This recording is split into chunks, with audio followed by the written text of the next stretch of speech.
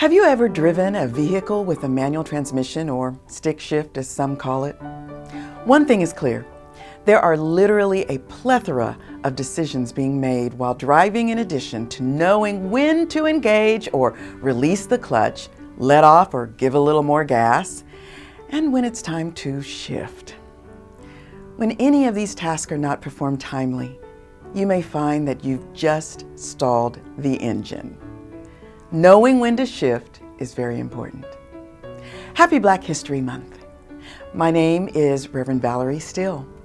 If you are viewing this video upon the day of its release, then you know today is Ash Wednesday.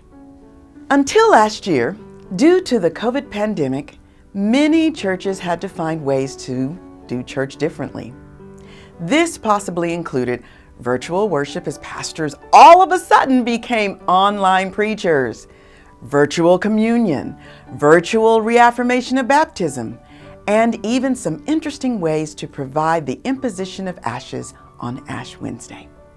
Speaking of the latter, some churches did ashes to go, come and go Ash Wednesday services, drive-by imposition of ashes, and so many other creative processes for the church to connect in meaningful ways in which our tradition calls for, even if it meant connecting socially distanced. The church in this time was placed in a position, forced to make a conscientious shift for its own survival. The year 1780, 4 years before the Methodist movement in America became an official denomination. The Methodist societies had a countercultural opportunity to make a seismic shift in the status quo. What was the issue? Slavery. The question? Was the enslavement of another human biblically condoned or condemned? It was at the Baltimore Conference where this hot topic came to the forefront. Yet, rather than choosing to make a shift on the righteous side of history, there was compromise. Its effect would be similar to what happens when a vehicle's transmission is in neutral. John Wesley, in a letter he penned to William Wilberforce just 6 days before his death in 1791, admonished Wilberforce, "Oh, be not weary of well-doing. Go on, in the name of God and in the power of his might, till even American slavery, the vilest that ever saw the sun, shall vanish away before it."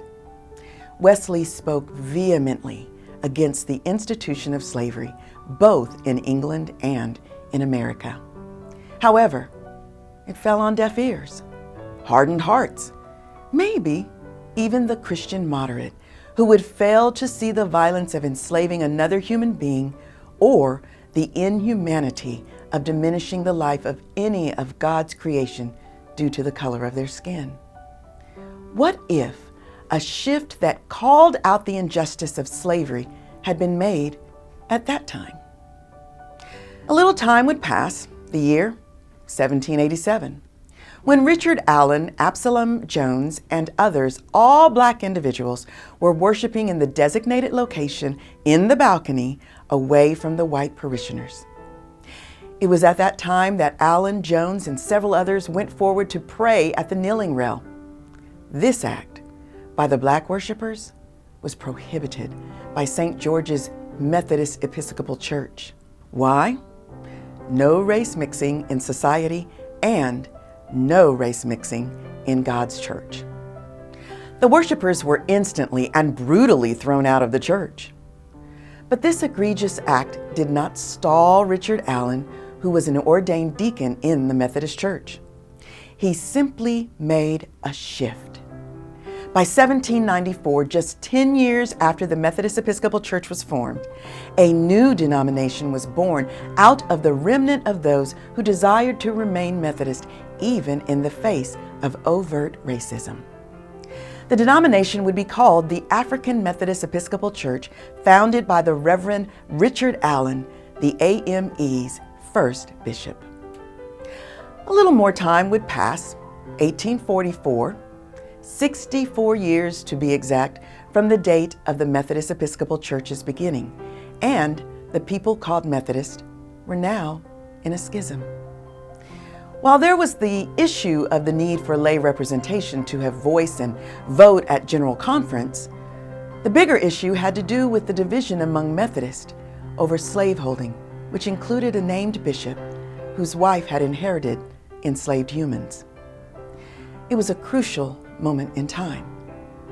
The outcome included the formation of 3 separate denominations: the Methodist Episcopal Church North, Methodist Episcopal Church South, and the creation of another all-black denomination out of the MEC South called the Colored Methodist Episcopal Church, later known as the Christian Methodist Episcopal Church. In the meantime, the northern and southern states would find themselves in civil war. As a result, slavery would be abolished, and in the vacuum, time would pass with no lasting shift for justice. It would be nearly 100 years since the split of the Methodist Episcopal Church before the formerly known North and South MECs would rejoin together in 1939. However, in another moment where a shift to change the trajectory of that most segregated hour, on Sunday, the Methodist Church developed a map of all Black Methodist churches who were part of the MEC, grouping them into what would be called the central jurisdiction. This squashed any possibility of cross-racial, cross-cultural appointments and maintained the status quo of segregation now, and I suppose segregation forever. By 1968, when the United Methodist Church was formed, grafting in the Evangelical United Brethren denomination and dissolving the central jurisdiction, the landscape of Methodism may have been united on paper, but unity remained far in the distance. Even today, a shift needs to happen for racial justice to flourish in our world, beginning with the people who call themselves Methodist. Even today, with state legislatures attempting to whitewash all traces of history that tell the truth and nothing but the truth, so help us God, a shift needs to happen to move us forward and not in reverse. This day, as you begin your journey through this time of Lent, why not make a shift in moving forward on how you will resist evil, injustice, and oppression in whatever forms they present themselves? Saints, it's indeed time for a shift.